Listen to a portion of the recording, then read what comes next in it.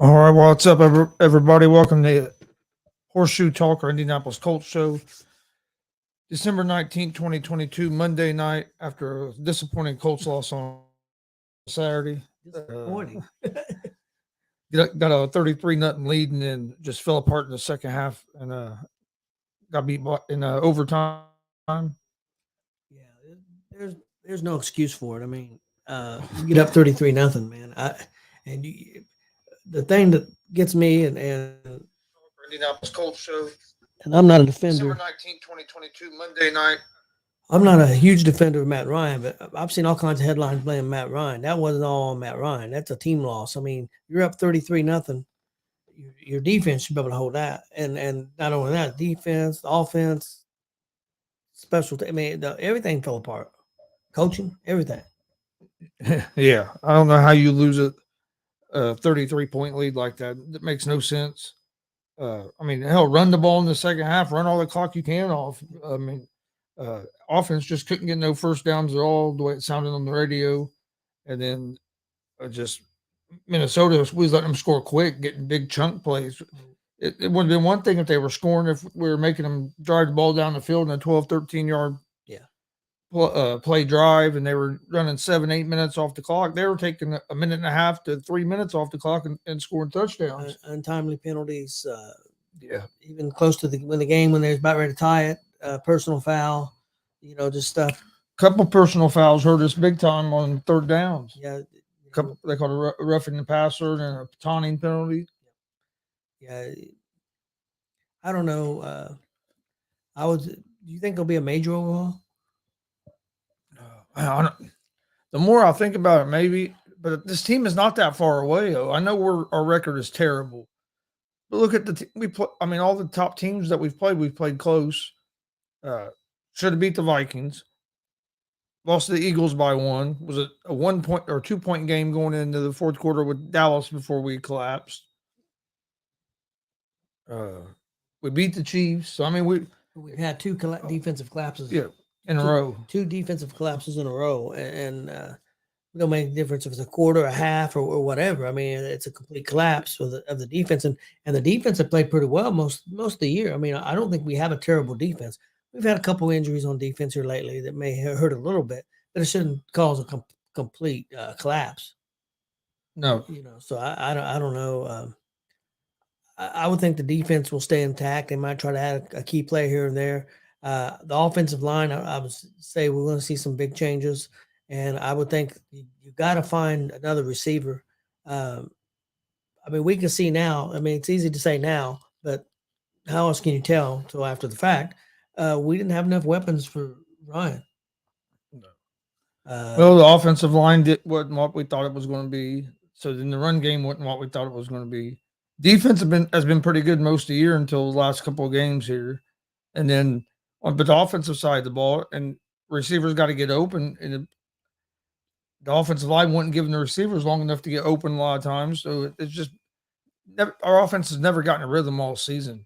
Well, I mean, and I was a big supporter of Jeff Saturday and was hoping it was going to work out, but the way he's with these collapses the last two games, I don't know if there's any way that they could bring him back as the coach next year. I wouldn't think so. I mean that was terrible. I mean, to lose a game that you're up 33 points in, and the way they looked in the first half, to come out in the second half and perform the way they did, especially a week after you got embarrassed in a fourth quarter against Dallas. It was embarrassing. We've had two. I mean, it's awful. Two embarrassing losses in a row. So I mean, that's the only way you can look at it.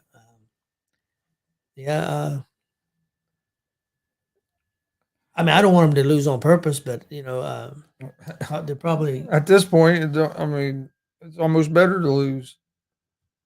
With 3 games left, it's almost better to lose just because it's going to give you a better draft, better chance at a better draft pick. They're pretty close to about the 5th pick now. Now we play a Chargers team on Monday night that is starting to look like they're hitting their own. They're in a must-win situation. Yeah, they got to keep winning to make the playoffs. I think they're in now 6th or 7th position, but they got to keep winning if they want to hang on. Yeah. So I mean, then of course, who do you think they're? Yeah, Jonathan Taylor is likely out for the year with a high ankle sprain.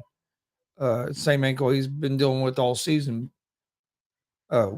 With the Colts, you're basically out of the playoff picture.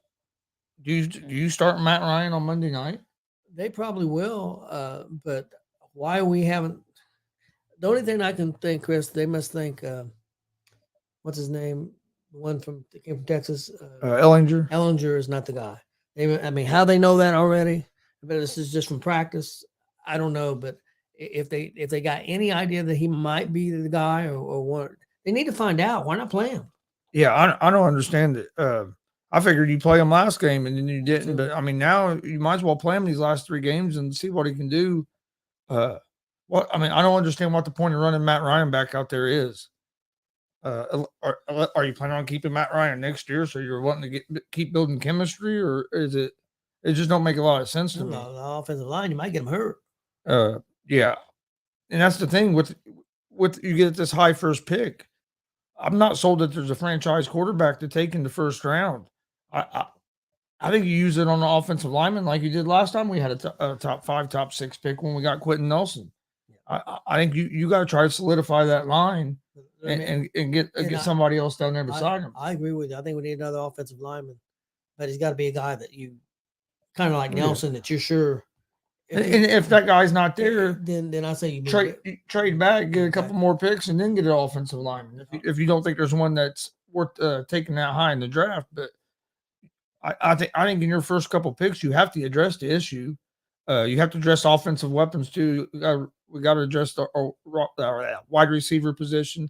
I think we could be good at tight end with that Woods, and then if Ogletree comes back, all right. Even Granson, Granson hasn't been bad either. So I think Mo Alley Cox is going to be on his way out. I would think so. It's going to be interesting to see if the GM survives this, because I mean, you put this team together, and like I said, I don't think we're that far off. But then, in ways, but then if you look at it, it seems like we are far off because look at the results.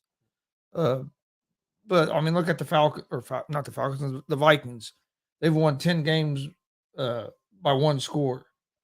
If you look at the Colts, we're the opposite. If just a couple plays here and there, and we'd be talking totally different about this season. Yeah, and that's what's frustrating. When Tennessee's collapsed to a certain degree, we could be in the hunt. Look at Jacksonville. Jacksonville's in the hunt for a playoff spot, and some people are favoring Jacksonville to get it. Yeah, over Tennessee. Which the way the 2 teams have been playing the last couple of weeks, yeah, but on paper, but you never know. You never know. I mean, any team can beat any team. I mean, and they're in a situation they really can't lose the game. Yeah, they've got to pretty much win out to win it. Not 100%, but pretty much. They came up with a big win against the Cowboys this weekend. They got down and came back. Then you had the Bengals get down and come back. It was an interesting weekend of football. And then last night the Giants pick up a big win over Washington. New England blows a chance to win a game in overtime with one of the most idiotic plays I've ever seen. One of the stupidest plays I've ever seen. I'm surprised old dude's still on the team. I am too. That was just, I don't know. They were playing. I don't understand it. Why didn't you just take a knee and run the clock out? It's one thing. They were playing like they were behind. It was a tie ball game. Yeah, it's one thing to pitch it, hand it off. Yeah. When you're trying to throw the ball 15 yards, he wound up like he was a quarterback and launched it. Yeah, I don't know what he was thinking. And that dude caught it, then stiff armed the hell out of the quarterback and just was gone. Yeah, that was crazy. One of the craziest, and then you have the Detroit Lions that are hot right now as well. So, it sucks that the Colts aren't one of them teams that are getting hot at the right time and are in the playoff picture. But this year has been a fun year of NFL because there's so many different teams that are still in the hunt. You really don't have that one powerhouse favorite that you just know, like you think is going to win the Super Bowl. There's 2 or 3 different teams I think could be there in that Super Bowl, so it's going to be interesting. Yeah, I agree. A lot of people on that Eagles bandwagon right now, but and they may make it. I mean, they're going to have the home field advantage throughout the playoffs.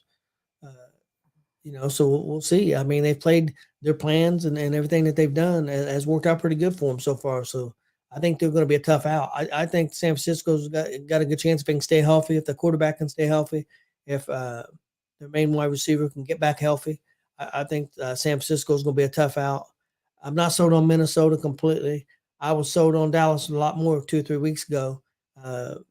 They've been a little iffy. They got to get back to running that football and passing less, I think, if they want to be competitive and try to do anything in the playoffs. Detroit could be a dangerous team. Yeah. I mean, because they can score points and their defense has gotten better. I don't think it's where it needs to be, but it has gotten better. And now the Colts go play a Chargers team that has something to play for. So Yep. you know they're going to come out with their best shot. So the Colts are going to have to be ready here at home, Right. and hopefully we can put together a complete game of football. These big collapses, I just don't understand what's causing them. How can you look so good for a half a game and then look so bad in the in the second half, or even play so good against Dallas 3 quarters in the fourth quarter? It's like you look like a team that's never played football before. And that's a Monday night game. Yep. And then after that, we got the Giants, which Giants have something to play Yep. for. And then have the Texans at the Giants. Chargers is at home, and then we play the Texans at home, which Texans are. Probably the only team that might be worse than the Colts right now. Well, there's teams with worse records, but yeah. Tampa. Well, I think Texas. Tampa Bay is just as bad as the Colts this year. I mean, and hell, the Tampa Bay still has a chance to win their damn division. Hell, Carolina has gotten got rid of a guy they brought in to be quarterback, fired a coach, and they're still in the hunt to maybe make the playoffs and win that division to make the playoffs. And you can't count the Saints. Yeah, and you can't count the Saints out either. And if the Falcons quarterback wouldn't have got hurt, I mean, they were up and down, but yeah. I mean, they're 5-9, just like the Panthers and the Saints. Yep. But I mean, what big change do you think needs to be made with the Colts? I mean, well, I think first of all we got to get a coach. I'm not. I don't think I want Saturday. I want a Harbaugh type guy or. I've heard Jim Caldwell is wanting to coach, so I'd be okay with that. I like Caldwell. Too. I like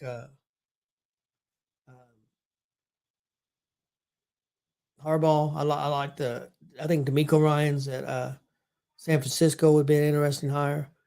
Somebody like that. I don't want a young college coach that's never coached in the NFL. Personally, that's me. Unless you just think you got a real young offensive mind that's going to come in, and I don't see it personally. No, I agree. But I think that's first thing, the coach, and then I think the offensive line. I think the offensive line has got to be strengthened. It's got to get better. It's with free agency and probably draft picks. They've got to rebuild that offensive line. It's one of the highest paid and one of the worst in the league. So that'd be the first big change other than the coach. And then I would say a wide receiver, preferably, in my opinion, an experienced wide receiver. Yeah, it's going to be interesting to see what experienced wide receivers will be out there. I know some hadn't worked out, but you can point to the one Philadelphia got this year, Brown, and it's completely worked out. One of the better, probably a top 10 receiver in the league. We need somebody like that. Yeah. Yeah, but main thing, we got to fix the offensive line. Coaches, I'd like to see a guy like Jim Harbaugh. I'd be happy with Caldwell. I know they both have, or not both. I know Caldwell said on a podcast that he's interested in trying to coach again. So I think that could be I thought he'd done good in Indianapolis. Didn't think he should have got fired when he did. No, I wouldn't. And then he shouldn't have got fired from Detroit when he got fired either. So it'd be nice to see him get another opportunity. I think Jim Harbaugh would be a good guy because he'll come in there and change that culture. And he's had success at the NFL level before. I agree with you. I really don't want a college coach that has no experience in the NFL. We haven't seen that work out here lately. I mean, you have maybe Sean Payton might be out there if you go after a guy like that. Yeah, I have no problem with Payton. A lot of people hiring D'Amico Ryans from San Francisco defensive coordinator. A lot of people, his name's been mentioned. I think that would be a good hire as well. A lot of people hiring that Flores. Yeah, Flores. I mean, Flores done a good job there in Miami, especially with all the stuff he was dealing with. But Flores also didn't, he wasn't high on Tua, didn't really like Tua, and look what Tua is doing now. But they brought in weapons for Tua as well, so because I think Flores was more impressed with Herbert and that's who he was wanting to draft. Then he wanted Deshaun Watson. I don't disagree with Herbert. Yeah, well, then he wanted Deshaun. They wanted to try to get Deshaun Watson, and they got you had all that stuff with going all on. that going on. I wouldn't. I'd stay away from that because all the problems there. And this Monday night we'll do a watch along as well for the Colts game, since we don't since it's on a Monday night, we don't have no wrestling or anything for this weekend. Anything else you want to talk about Colts wise before we come? We'll be back on Friday with another episode. We'll talk a lot more about the Colts versus the Chargers game and what the Colts need to do to win that game. But I mean, it was just an embarrassing loss over the weekend. The way the first half went, we left the house, head to the show. I thought, okay, Colts were going to pick up a win, and then I was listening to the game on the radio, and I was like, they're going to fucking lose this game. And the bad thing is, Chris, we had 33 points at half. We could have very easily had 42 points or 45 points if we could have punched it in the end zone a time or two. Yeah, we kicked 5 field goals. Yeah, so if we, but hell, I don't know if 45 would have been enough. I don't. The way they was playing. Yeah, how does the defense just?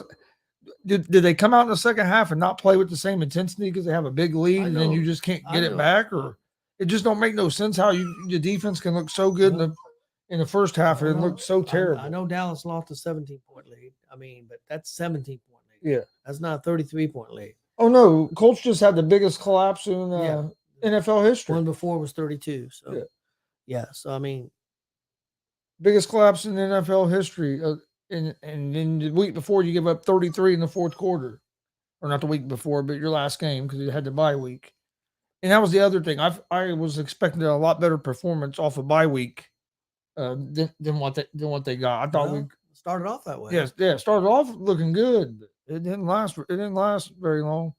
Right after halftime, we got one stop right there in the first drive, and then the Colts had the ball and didn't do nothing. And after that, it was just giving up points. Yeah. And it was like we couldn't stop him. We did. Then there was a dumbass penalty for taunting or a personal foul or a holding call. It was always something that seemed that big moments in the game that really cost us. Yeah, I agree.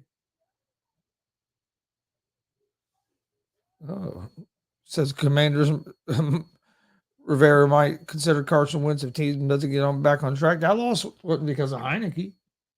I don't think so. You had a bad fumble. That fumble hurt, but it wasn't like. He's 5-2-1 since he took over. And you're thinking about switching. You wouldn't be in the situation you are if it wasn't for him right now. Yeah, that don't make a whole lot of sense to me. But we appreciate everybody joining this night. Hit that subscribe button on YouTube at Gonzo Sports Room and at the All Sports All Plays Network. We'd greatly appreciate it. Like and follow on Facebook, Twitch, Twitter, Instagram, all social media. That's where we post everything about all of our shows. Like I said, we'll be back with another episode of Horseshoe Talk on Friday at 6 p.m. Eastern.